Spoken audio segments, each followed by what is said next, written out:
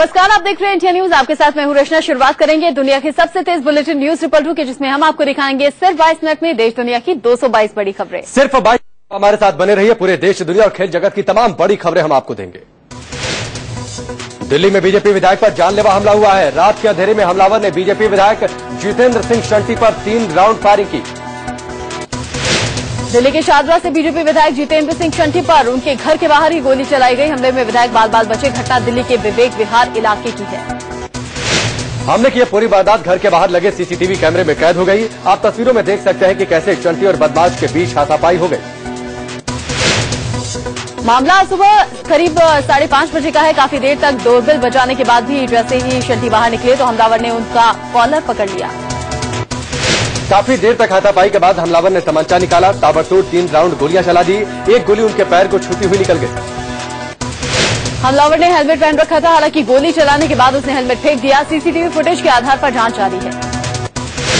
दक्षिण पश्चिमी दिल्ली के द्वारका सेक्टर 7 इलाके में केमिकल फैक्ट्री में भीषण आग लगने से अफरा तफरी मच गई। इस गोदाम में थिनर, पेंट और अन्य केमिकल रखे हुए थे, जिसमें आग लगने के बाद आग ने विकराल रूप धारण कर लिया। आग पर काबू पाने के लिए तकरीबन दमकल की 20 गाड़ियां मौके पर पहुंची। काफी मशक्कत के बाद भी आग पर पूरी तरह काबू नहीं पाया जा सका। आग लगने की वजह अभी साफ नहीं हो पाई है, लेकिन अंदाजा लगाया जा रहा है कि लाखों का सामान जलकर स्वाहा हो गया। दिल्ली के करावल नगर में पुलिस और पब्लिक के बीच भिड़ंत हो गई। पुलिस देर से आई तो भीड़ का गुस्सा और भड़क गया। यूपी के हाथरस कोतवाली के भीतर 2 महिलाओं में जबरदस्त मारपीट हुई। यह मारपीट पुलिस की मौजूदगी में हुई। हाथरस गेट क्षेत्र के गांव सोखना में 2 पक्षों में पैसे के लेन देन का मामला था, जिसे सुलझाने के लिए दोनों पक्ष कोतवाली पहुंचे थे। लेकिन पुलिस के सामने ही दोनों महिलाओं में कहासुनी हो गई। फिर जबरदस्त मारपीट शुरू हो गई। यूपी के मेरठ में बीच सड़क पर जबरदस्त हंगामा हुआ। एक लड़की से छेड़खानी कर रहे शख्स को पुलिस ने जमकर पीटा। दरअसल यहाँ कुछ लोग नुक्कड़ नाटक कर रहे थे, लेकिन लोगों ने कलाकार को मंचला समझकर पीट दिया। आसपास यूपी के मेरठ में बीच सड़क पर जबरदस्त हंगामा हुआ। एक लड़की से छेड़खानी कर रहे शख्स को पुलिस ने जमकर पीटा। दरअसल यहाँ कुछ लोग नुक्कड़ नाटक कर रहे थे, लेकिन लोगों ने कलाकार को मंचला समझकर पीट दिया। आसपास मौजूद पब्लिक ने समझा कोई लड़कियों को छेड़ रहा है, बस इसी वहम में कलाकारों की पिटाई हो गई। कानपुर के रेल बाजार इलाके में देर रात मुरक बालू से भरी एक ट्रक के पलट जाने से 10 लोगों की मौत हो गई। हादसा शहर के रेल बाजार इलाके के रामलीला मैदान के पास हुआ, जब मोरंग से भरी तेज रफ्तार ट्रक अनियंत्रित होकर पलट गई। ट्रक के नीचे दबे 10 लोगों की मौके पर ही मौत हो गई। पुलिस और स्थानीय लोगों की मदद से ट्रक के नीचे दबे दर्जन भर से ज्यादा लोगों को निकाला गया। हादसे के बाद ट्रक चालक फरार है। पुलिस ट्रक को कब्जे में लेकर घटना की जांच कर रही है। नागपुर में डॉक्टर चांडक के 8 साल के बेटे के अपहरण और हत्या के मामले में पुलिस ने 2 आरोपियों को धर दबोचा है। आरोपियों में एक डॉक्टर चांडक की क्लिनिक में काम करने वाला अकाउंटेंट है। इन दोनों आरोपियों ने पैसों के लालच में चांडक के बेटे का अपहरण किया था। खुद की गिरफ्तारी से बचने के लिए इन दोनों ने बच्चे को मारकर फेंक दिया था। बदमाशों ने सोमवार को इस मासूम का अपहरण किया था। रिहाई के लिए 15 करोड़ रुपए की फिरौती मांगी थी। अपहरण की खबर लगते ही पुलिस की 4 स्पेशल टीमें तलाश में जुटी रही थी, लेकिन सही वक्त पर बच्चे तक नहीं पहुंच पाए। महज 8 साल के मासूम को बदमाशों ने दिन दहाड़े घर के सामने से ही उठा लिया था। मासूम की हत्या के बाद लकड़गंज थाने के बाहर लोगों ने पुलिस के खिलाफ जमकर नारेबाजी की और विरोध प्रदर्शन किया।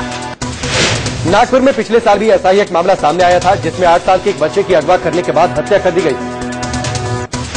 यूपी के फिरोजाबाद में 14 साल की नाबालिग लड़की के साथ गैंगरेप का मामला सामने आया है।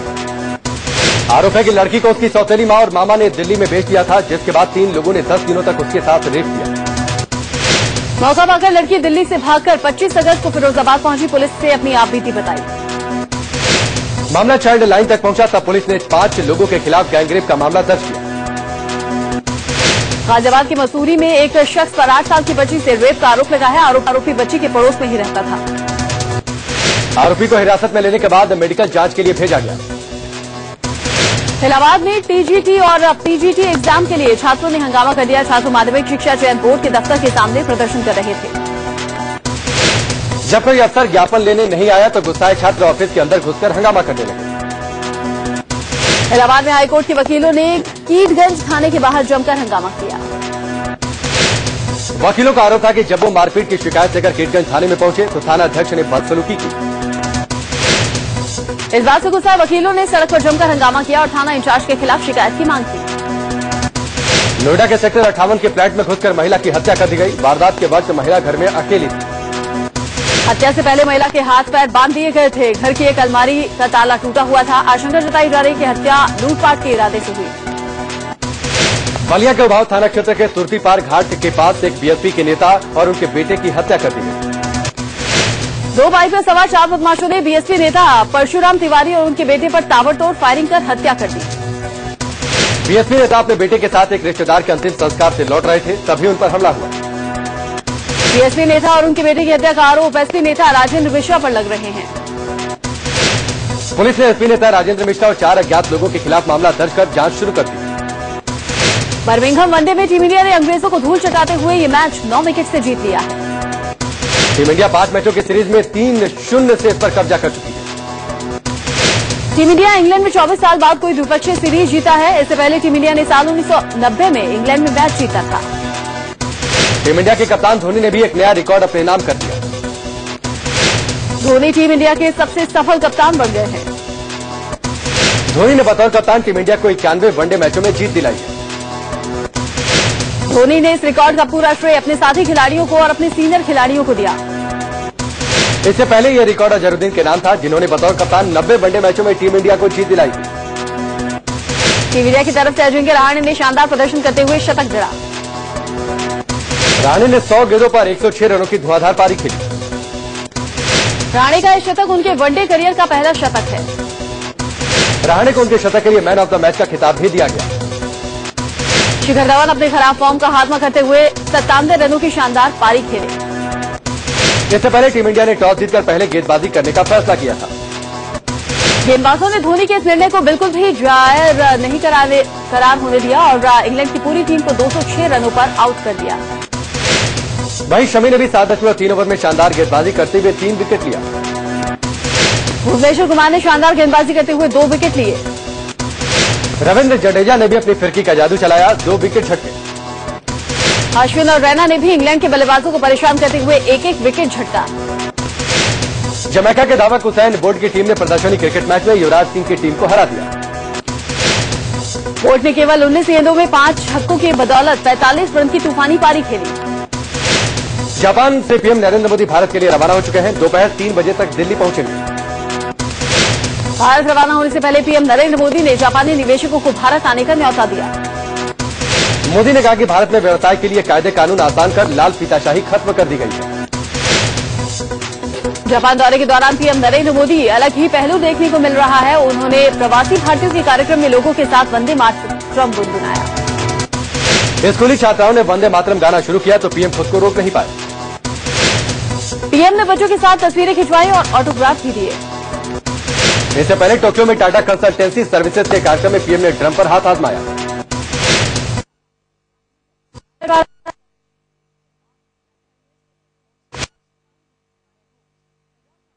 यह घंटी उन्हें मोमेंटो के तौर पर।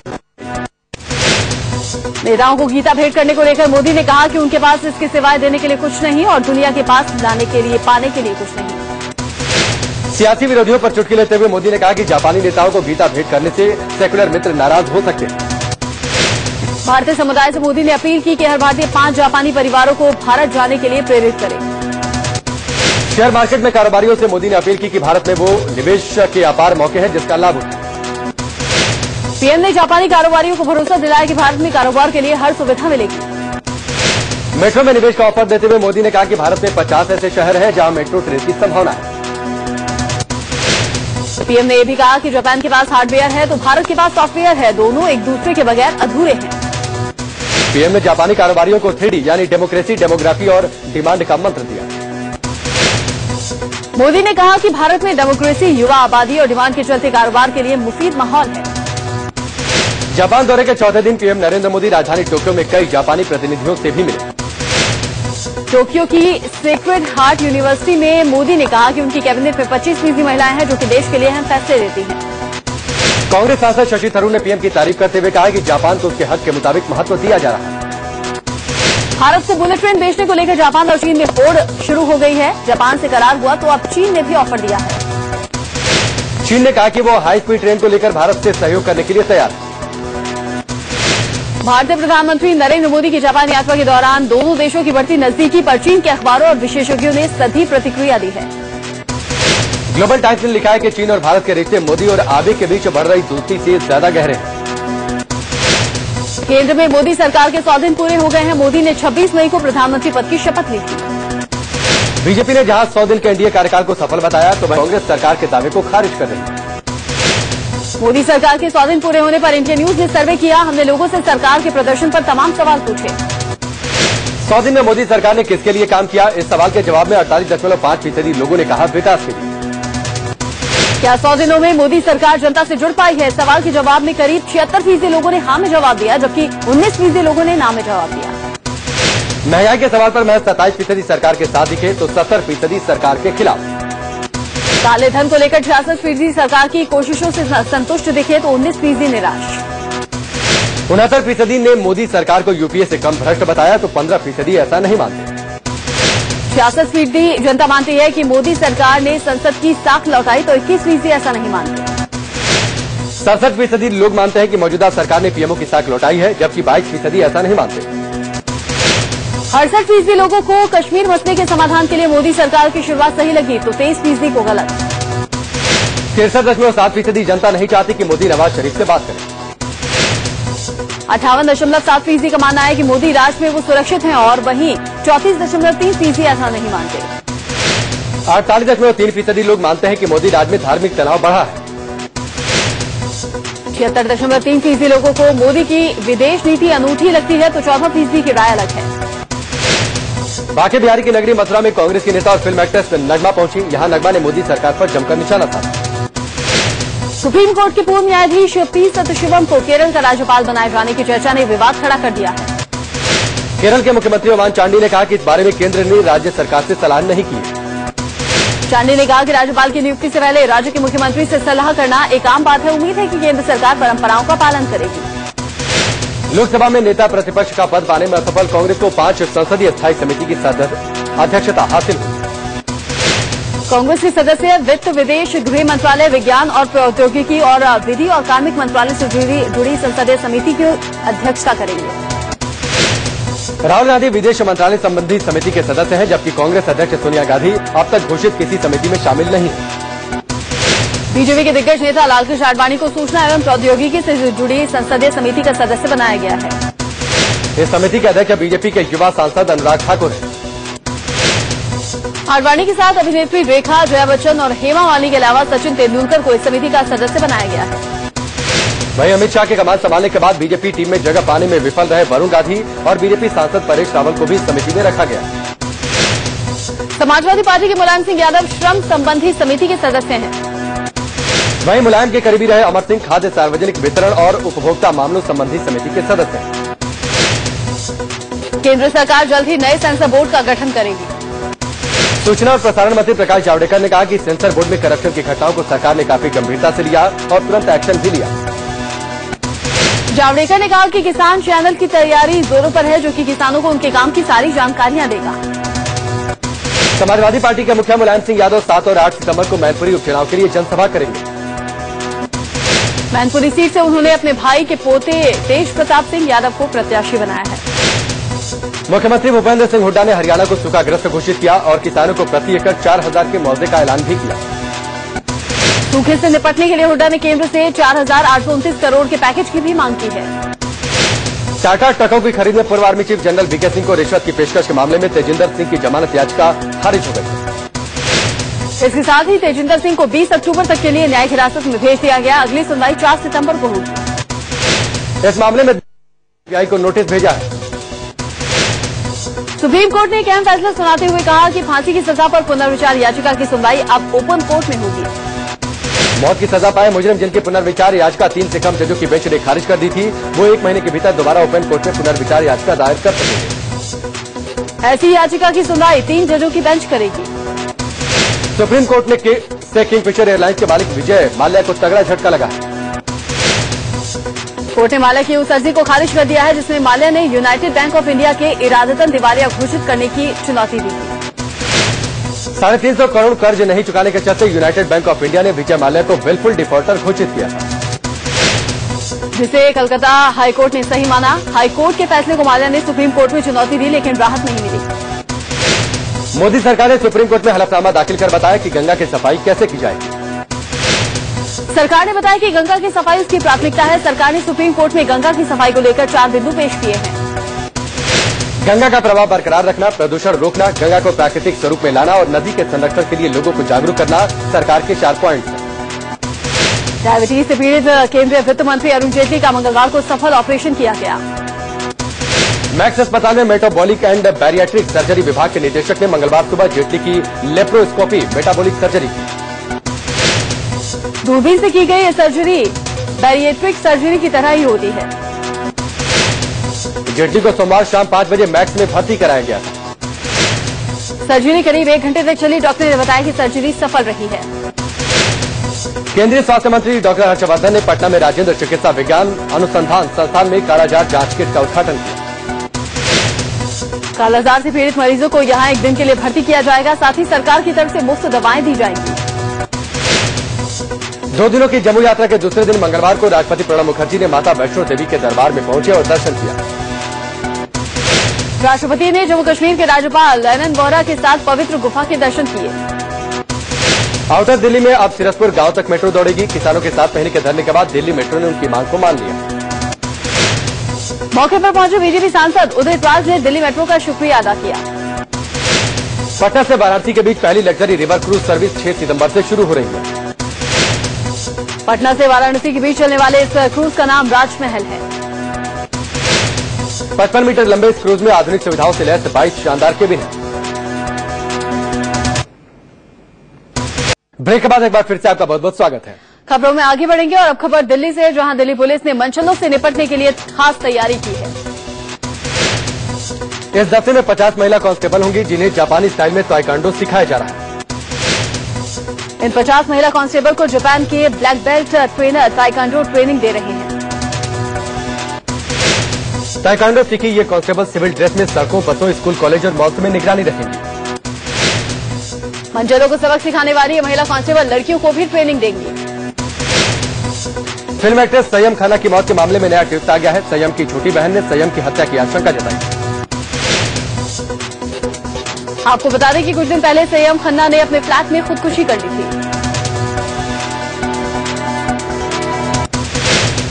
रांची लव जिहाद मामले में देवघर के डिस्ट्रिक्ट जज के बॉडीगार्ड को निलंबित कर दिया गया।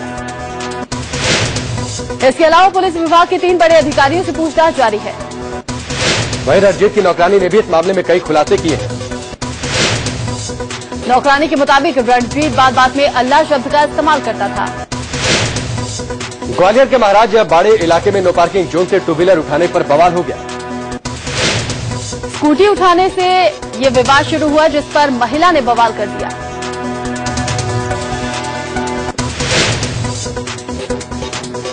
सीपीएम दफ्तर में जमकर तोड़फोड़ हुई है। पुणे की ये पूरी खबर।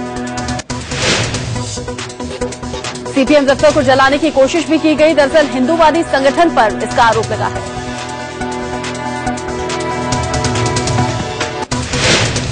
ग्वालियर में चपरासी करोड़ों की संपत्ति का मालिक निकला। कोऑपरेटिव बैंक के चपरासी के घर हुई छापेमारी में करोड़ों की संपत्ति मिली।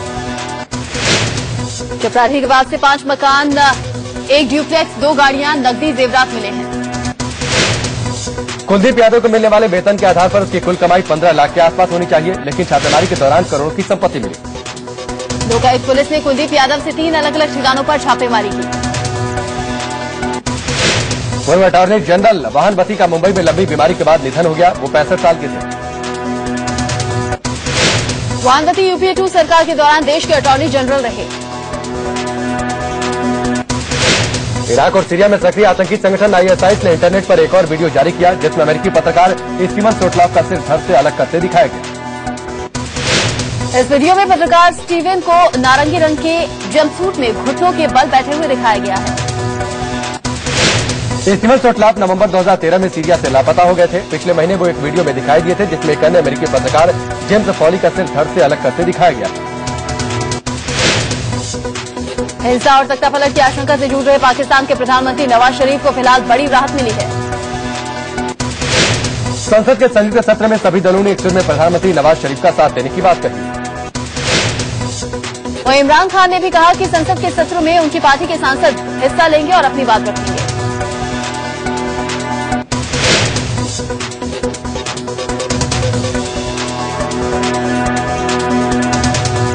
पाकिस्तान मुल्क की स्कॉटलैंड निवासी 20 साल की एक लड़की ब्रिटेन में आतंकवाद की पोस्टर गर्ल बनकर उभरी है।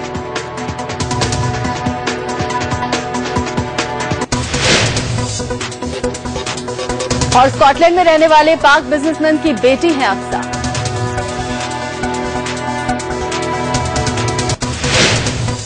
और इसी के साथ फिलहाल न्यूज रिपोर्ट में इतना ही। बाकी खबरों के अपडेट के लिए आप देखते रहिए इंडिया न्यूज।